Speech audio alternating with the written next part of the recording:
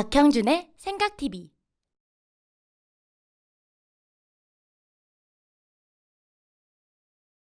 네, 안녕하십니까. 오늘은 민주주의 위기와 신권위주의의 부상에 대해서 좀 이야기를 해보겠습니다. 최근에 신권위주의, New Authoritarianism이라는 말이 많이 쓰이고 있습니다. 세계 정치학계에서 또 세계 유수 언론에서 이런 용어들이 쓰이는데요. 그것은 바로 이제 민주주의 위기라는 말과 항상 이 짝으로 나옵니다. 돌이켜보면 1950년대, 60년대, 70년대에는 이 민주주의 모범 국가들이 많이 나왔죠.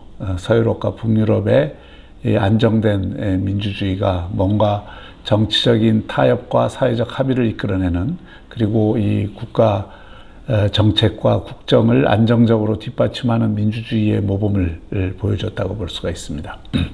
80년대에는 그 연장선상에서 많은 발전도상국에서 민주화 열풍이 일었습니다. 대한민국이 그 가장 좋은 예고요. 필리핀에서도 있었고, 대만에서도 민주화가 일어났고, 많은 나라들에서 이 발전도상국 가운데에서도 민주화가 진행이 됐습니다. 그 연장선상에서 남아프리카 공화국에서는 오랫동안 그 흑백 갈등, 인종 차별이 종식되고, 넬슨 만델라의 남아공의 민주주의가 확립이 되었습니다. 그리고 그 민주주의를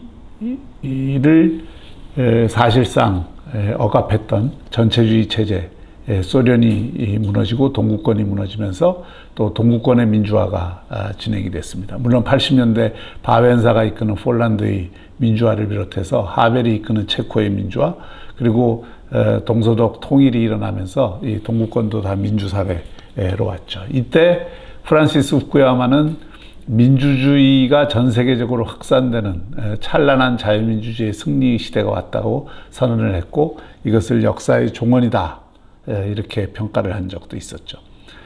그런데 그 뒤로 한 20여 년이 지난 지금 이 자유민주주의가 곳곳에서 도전을 받고 있습니다. 이 자유민주주의가 도전받는 곳에서 새로 들어오는 것이 이 신권위주의라고 할 수가 있습니다.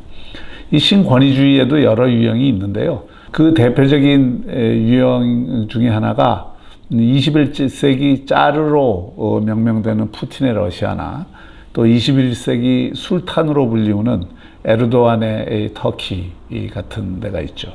이런 경우에는 우리가 보통 신독재형 신권위주의다라고 이야기를 합니다.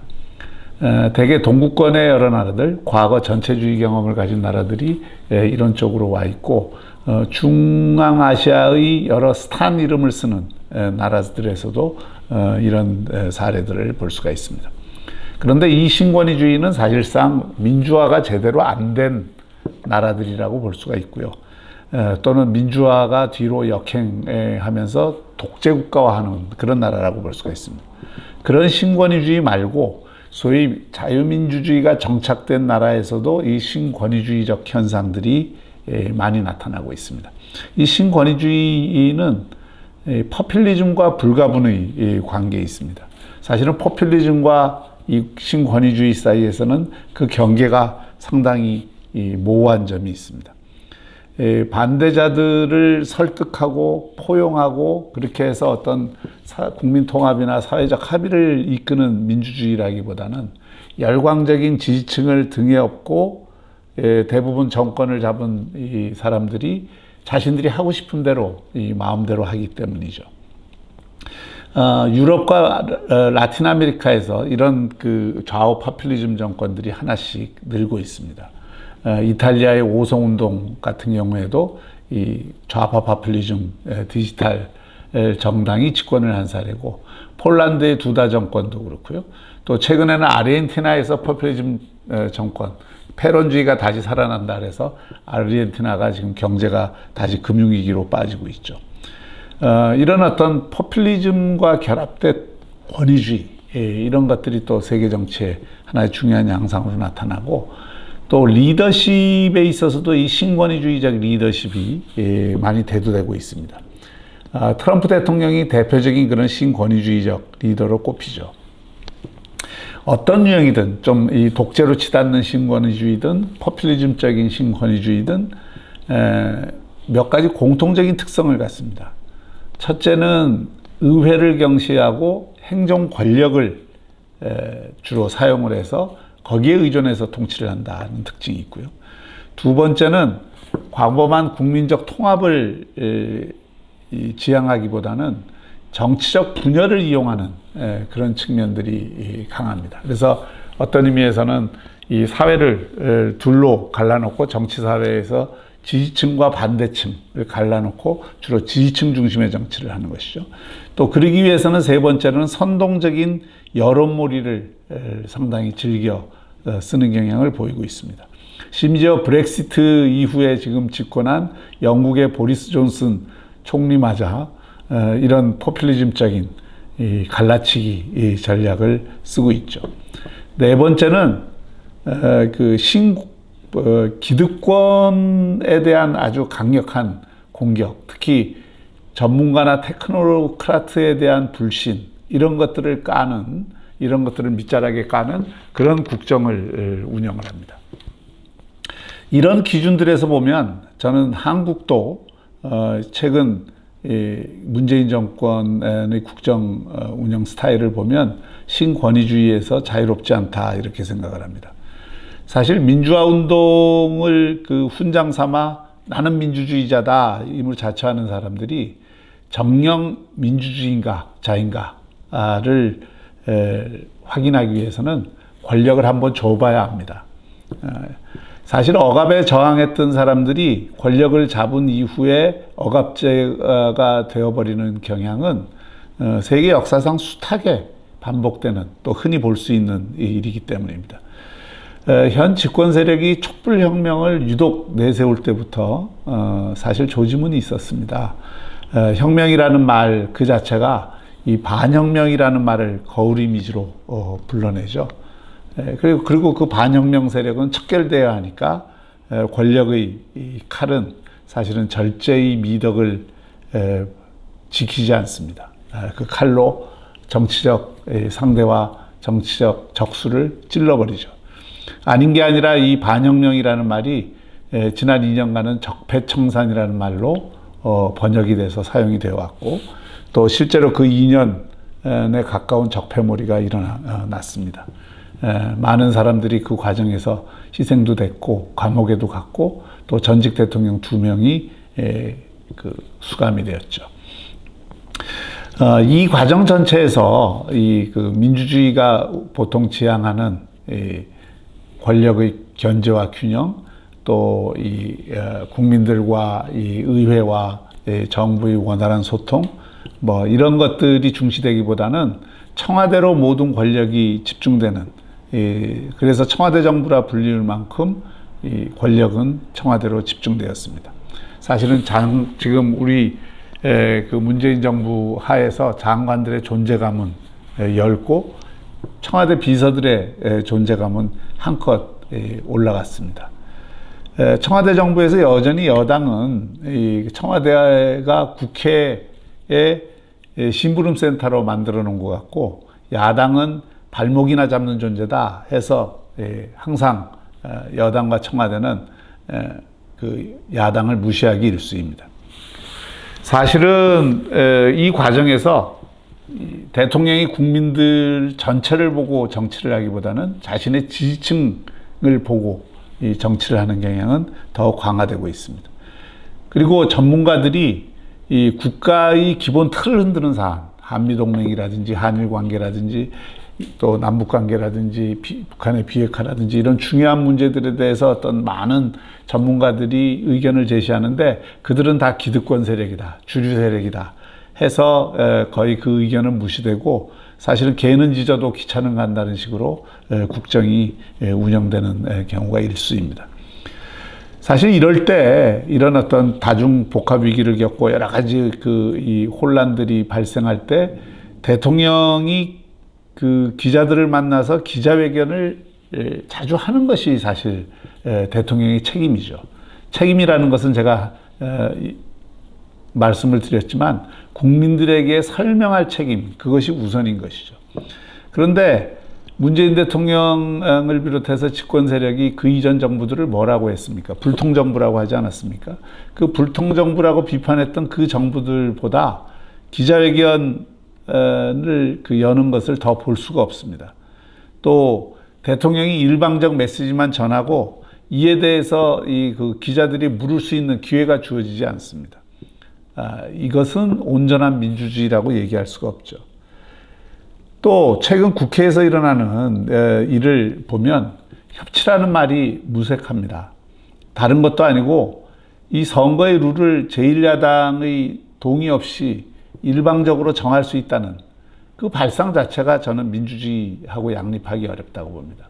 선거제도에 대해서는 저도 이 지금 선거제도가 바뀌어야 된다고 생각하고 또 그것이 개헌과 연계돼야 된다고 생각하지만 그러나 그것을 일방적으로 할 수는 없죠. 또 바로 선거를 앞두고 각 당의 정략적 이익에 따라서 추진하는 것, 이것은 바람직하지 않습니다. 실제로 브라질을 빼고 유럽 나라들끼리 모여서 축구 경기 인원이나 축구 골대 크기를 바꾼다는 결정을 하고 일방적으로 이 월드컵에 참여하라고 한다면 이것은 사실 말이 안 되는 것이죠.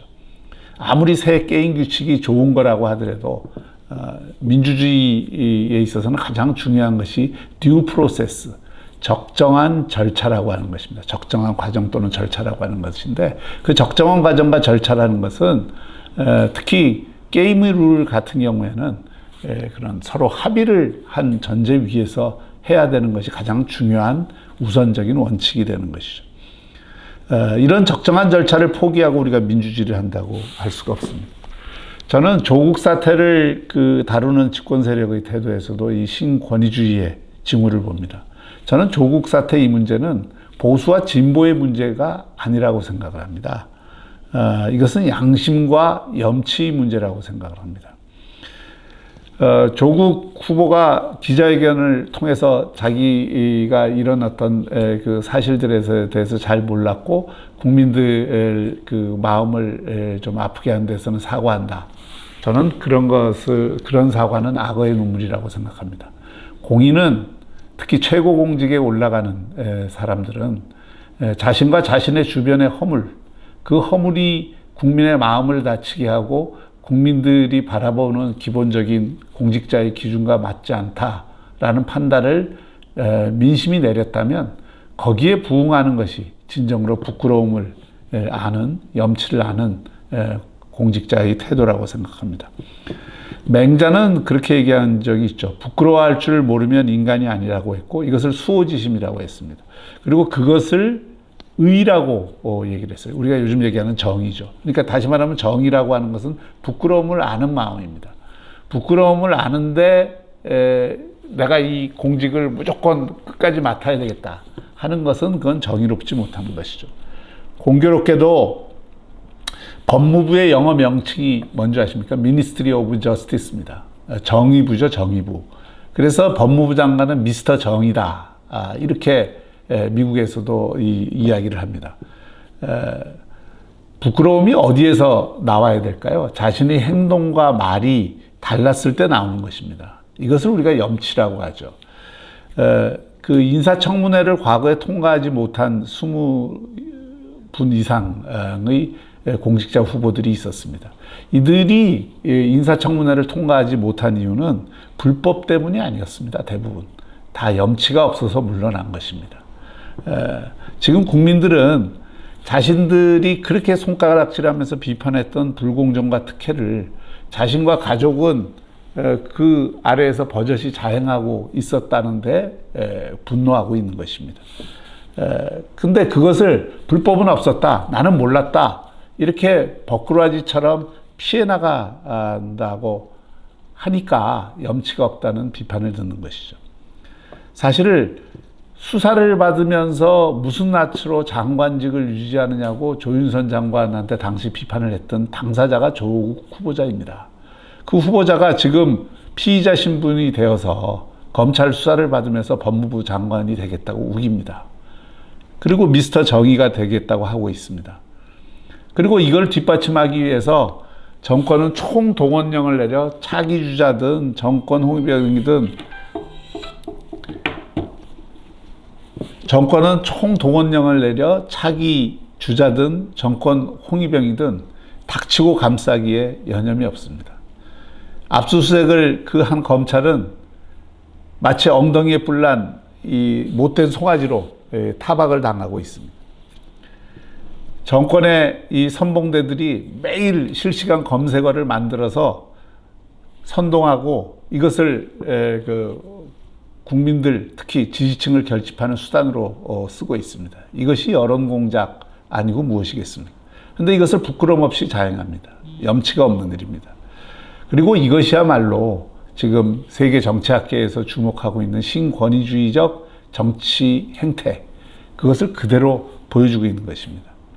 그리고 만일 이대로 간다면 지금 외치에 있어서나 내치에 있어서나 국민들 전체를 보고 또 민심 전체를 보는 게 아니라 지지층만을 보고 지지층 결집용으로 모든 문제를 생각하고 자신이 무조건 옳고 정의롭고 그 기초 위에서 일방적으로 국정을 끌고 가겠다.